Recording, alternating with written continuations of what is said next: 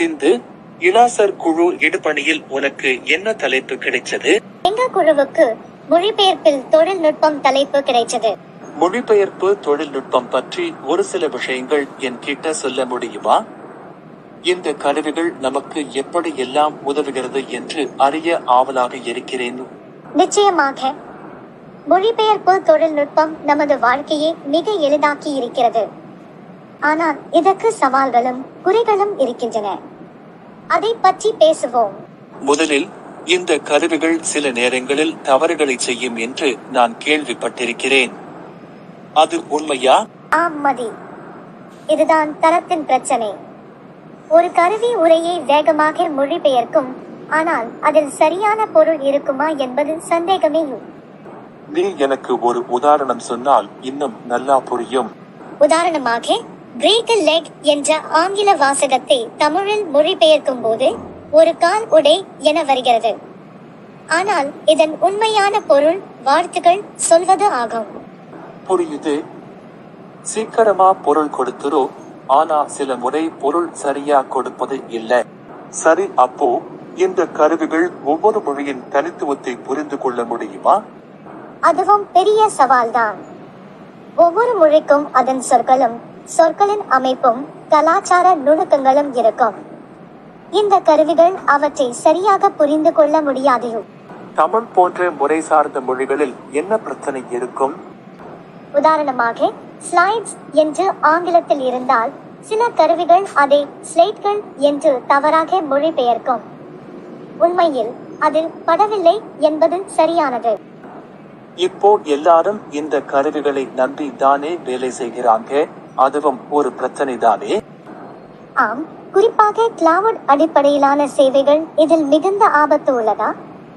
முக்கியமான ஆவணங்கள் சிக்னல் கசிவுக்கு ஆளாகலாம்.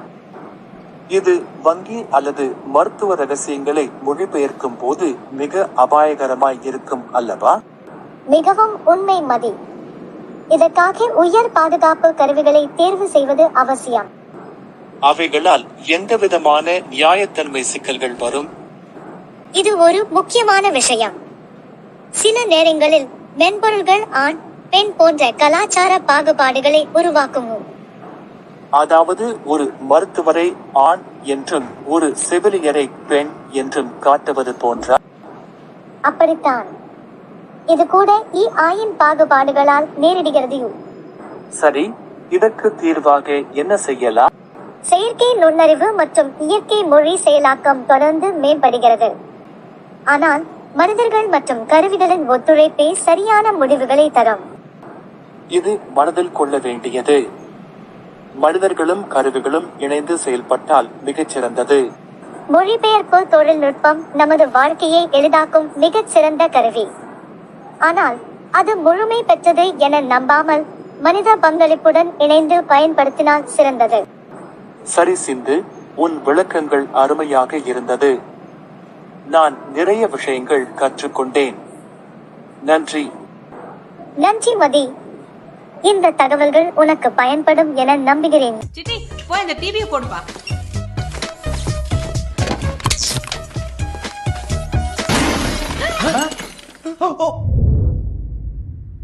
அம்மா அவன் போடுன்னா போட்டுடுவாமா. டிவி ஆன் பண்ணுன்னு அவங்க கிட்ட தெளிவா சொல்லணும். Touching towel. Take towel. டவல்டா. Very good. Come come come come come come come. வைடா. You know. என்ன? நீனோ. Towel come. Towel come. Towel. Very good. Towel go. ஏ கோ கோ. ஏ ஷீ இஸ் நாட் கமிங் டா.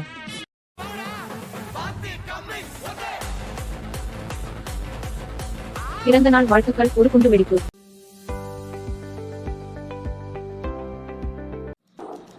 அனிதா, இன்னைக்கு நம்ம டிஸ்கஷன் வேற லெவலுக்கு போக போகுது. உங்க குழுவுக்கு நான் தொழில்நுட்ப மொழிபெயர்ப்பு தலைப்பு தானே கொடுத்தேன்.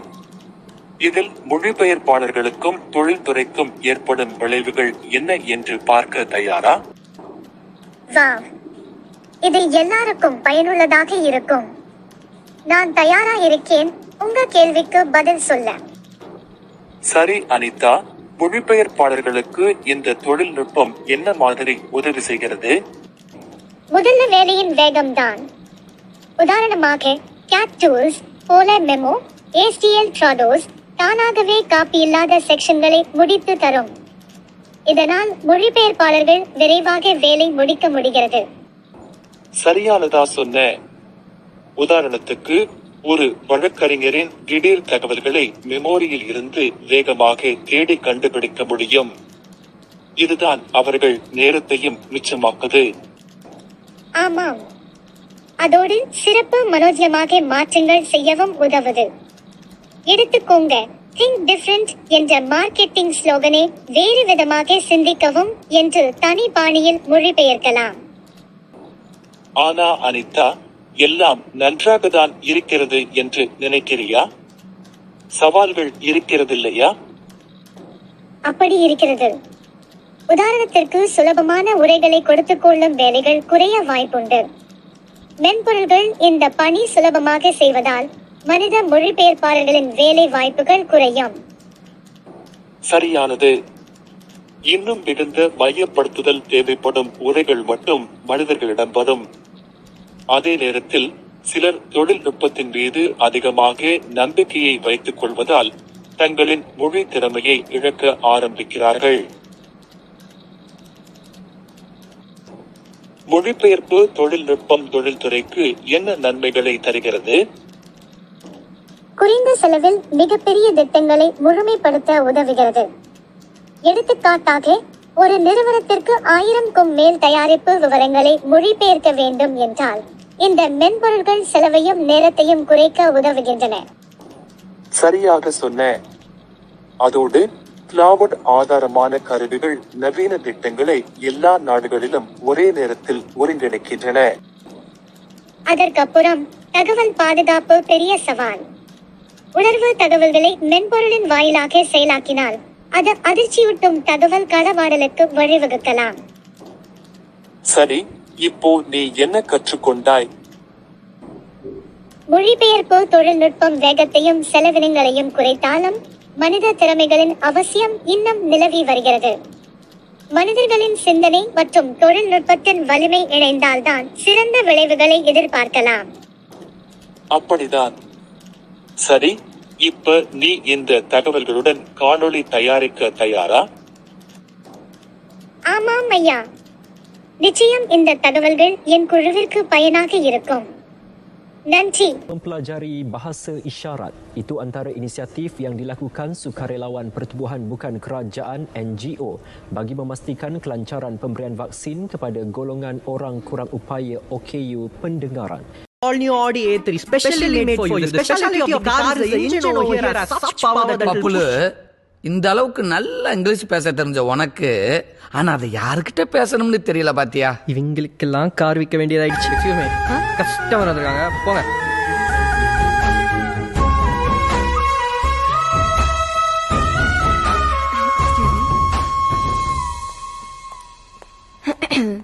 வணக்கம் சார். வணக்கம் வணக்கம். கார் வாங்க வந்திருக்கோம். நல்ல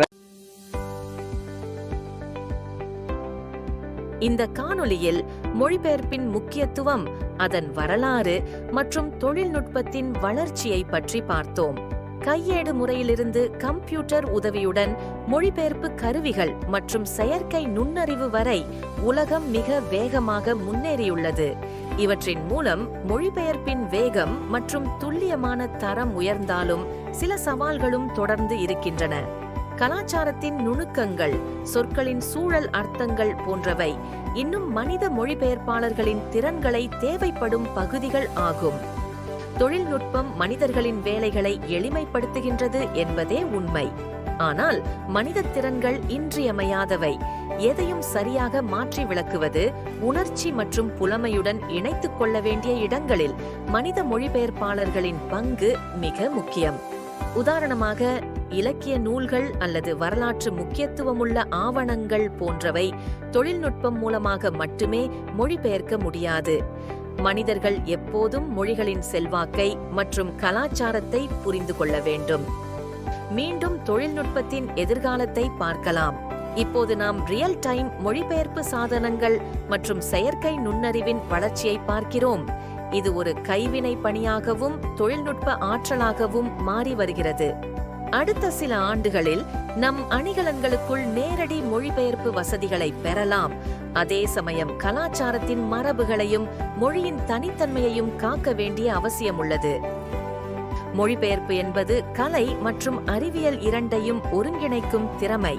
இது உலக மக்கள் ஒன்றிணைவதற்கான ஒரு பாலம். தொழில்நுட்பத்தின் வளர்ச்சியுடன் நாம் மொழிபெயர்ப்பின் புதிய உலகத்தை கண்டறியலாம். ஆனால் மனித நுண்ணறிவு எப்போதும் அதன் மையமாக இருக்க வேண்டும். இதை துரிதமாகவும் திறமையாகவும் செய்தல் நம்முடைய பொறுப்பு. இந்த பயணத்தில் தொழில்நுட்பத்தை சரியாக பயன்படுத்துவோம்.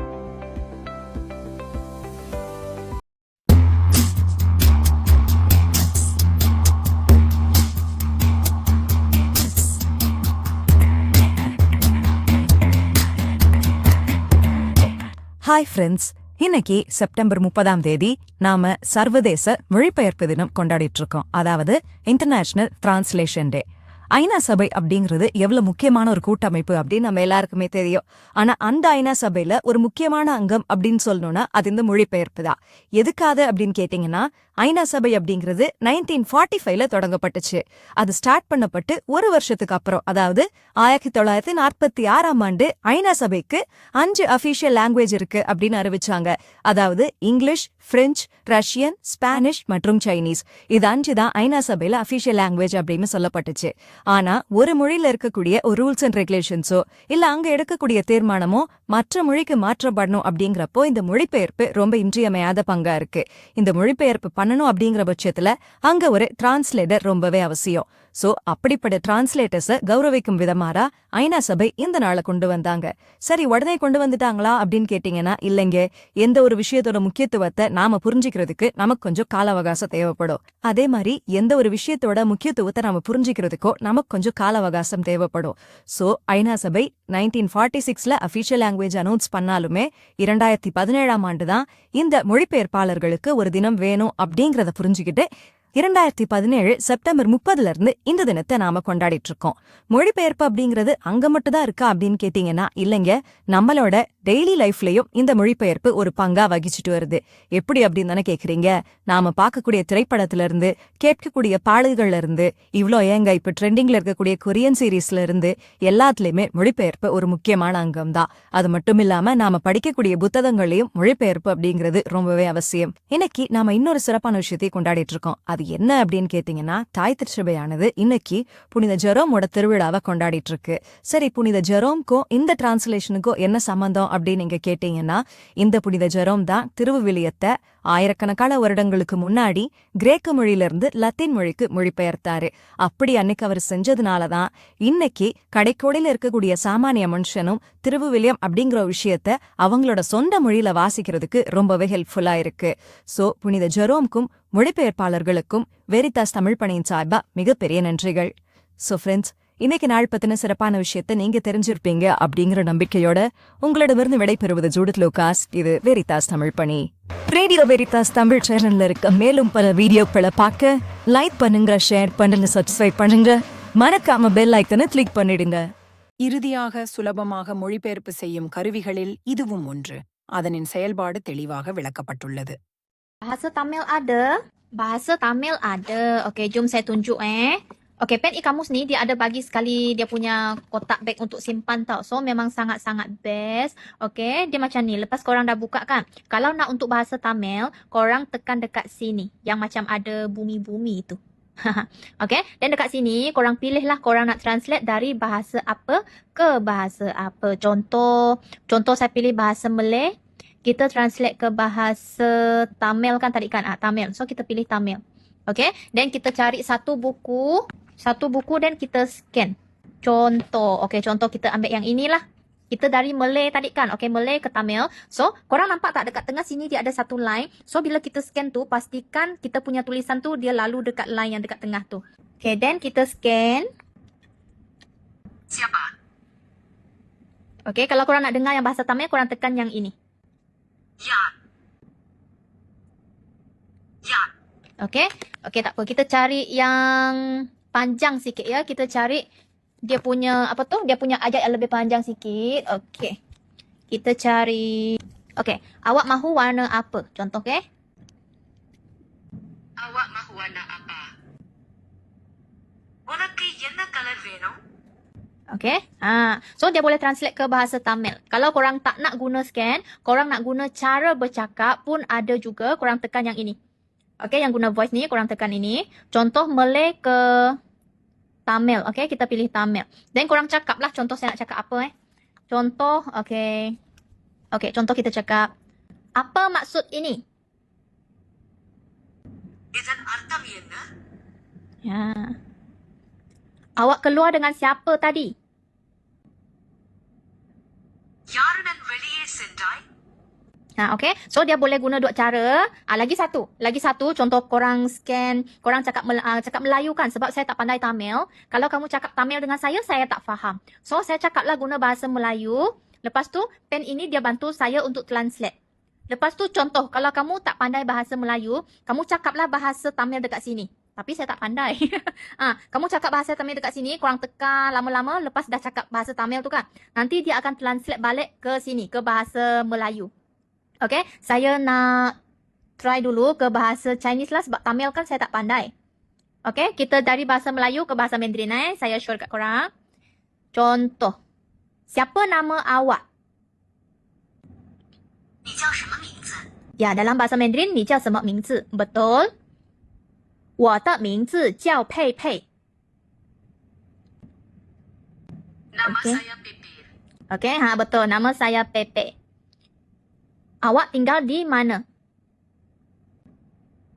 你住在哪里？ Okay, 你住在哪里? Betul. Okay. Saya tinggal dekat mana 我住在乡村路。 Saya tinggal di Country Road. Ya, okay. So dengan pen ini, korang boleh berinteraksi dengan orang yang tak sama bangsa. So dekat sini korang boleh pilih lah bahasa apa. Tak kira korang pergi ke negara mana, boleh sahaja korang berinteraksi macam ni, walaupun korang langsung tak pandai cakap bahasa itu. Korang langsung tak faham bahasa itu pun tak apa. Sebab pen ini, dia boleh bagi korang berinteraksi, berkomunikasi macam ni. Okay.